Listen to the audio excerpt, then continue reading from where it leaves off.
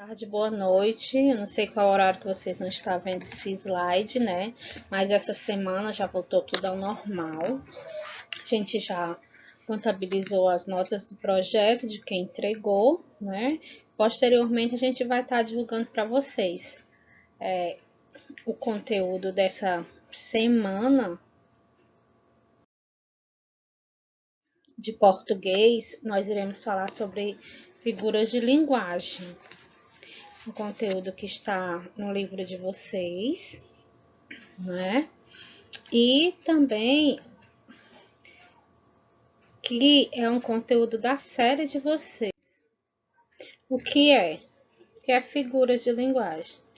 Chamam de figura de linguagem os recursos expressivos empregados para gerar efeitos nos discursos, ampliando a ideia que se pretende passar e que não seria possível com o uso restrito e literal das palavras.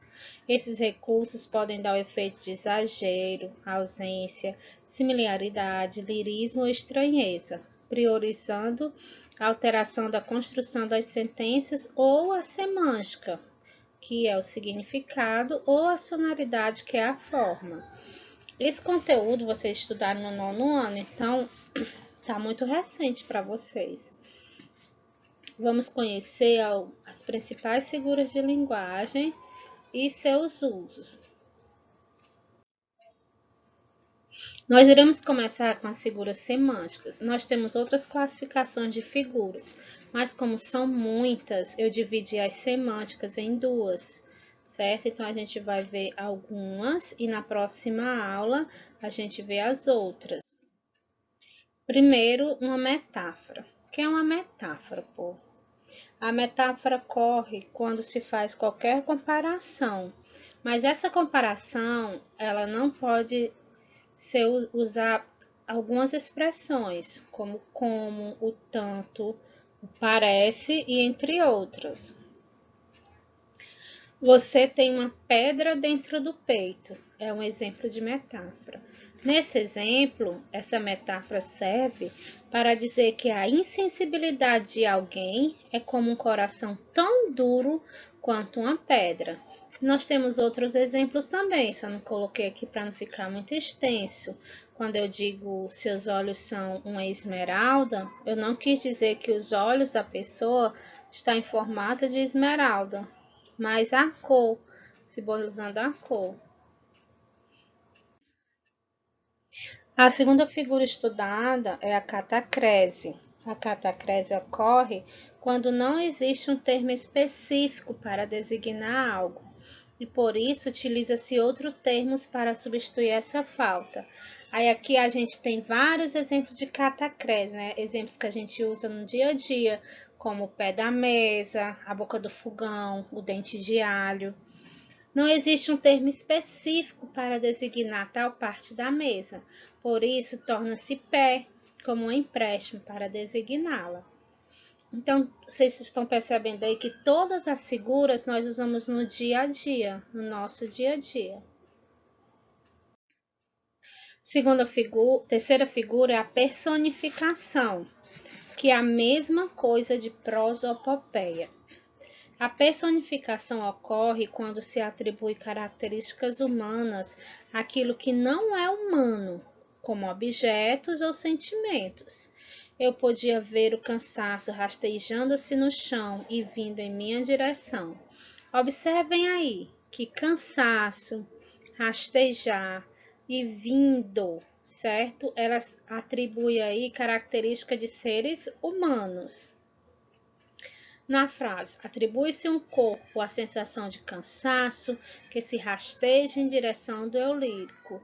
O cansaço não rasteja, né? E ele não vem. Então, essas características são dadas a seres humanos. Por isso que é chamado de personificação ou prosopopeia, que são características humanas, aquilo que não é humano, como objetos ou sentimentos.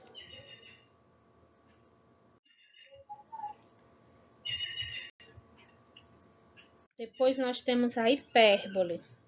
A hipérbole corresponde ao uso intencional de expressões, ou seja, ao uso exagerado das coisas, certo? Isso vocês dizem diariamente, demais, dizendo que eu tô com dor de barriga, eu vou morrer de dor de barriga. Ninguém morre de dor de barriga, exagero, né? Ou seja, tô morrendo de fome, que chegue logo a hora do almoço. Então, esse caso de expressões exageradas é o que dá a figura de linguagem chamada hipérbole. Que demora, estou esperando há séculos. Se você esperasse há séculos, nem ouço você tinha mais. A expressão há século é um exagero para indicar que se estava esperando há muito tempo. Então, hipérbole, exagero. Depois nós temos o eufemismo, que o eufemismo nós utilizamos para suavizar algo de muito agressivo ou desagradável que a gente vai falar, certo? Por exemplo, eu vou dar a notícia que alguém morreu.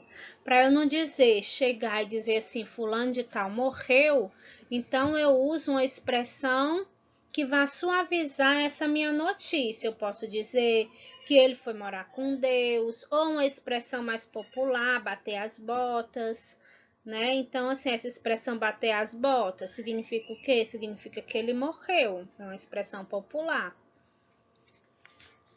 Ok? Por exemplo, eu vou dizer que um político é ladrão. Supondo que eu vá escrever uma carta desrespeitando o Bolsonaro, dizendo que ele é isso, que é aquilo, para eu não dizer que o Bolsonaro rouba, o que eu vou dizer? Que ele é um desrespeitador dos bens alheios. Ele não roubou.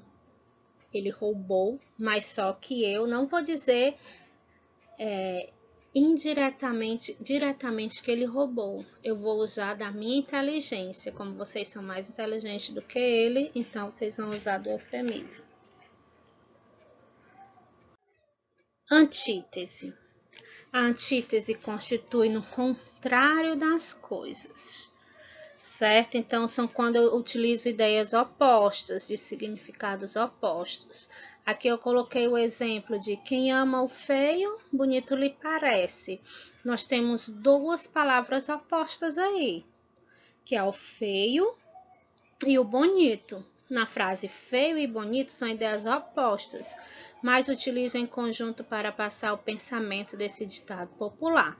Se alguém é uma pessoa considerada feia, tal pessoa será considerada bonito pelo ser que a ama, certo? Então, assim, quais são as ideias opostas, Robério?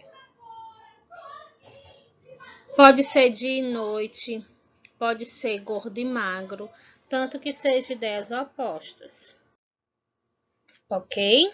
Então, espero que vocês tenham entendido. Voltem esse vídeo quantas vezes quiserem, para que vocês entendam melhor. Pergunte quando não entender. Eu vou passar uma atividade e na próxima aula a gente corrige essa atividade. Bons estudos e até a próxima aula.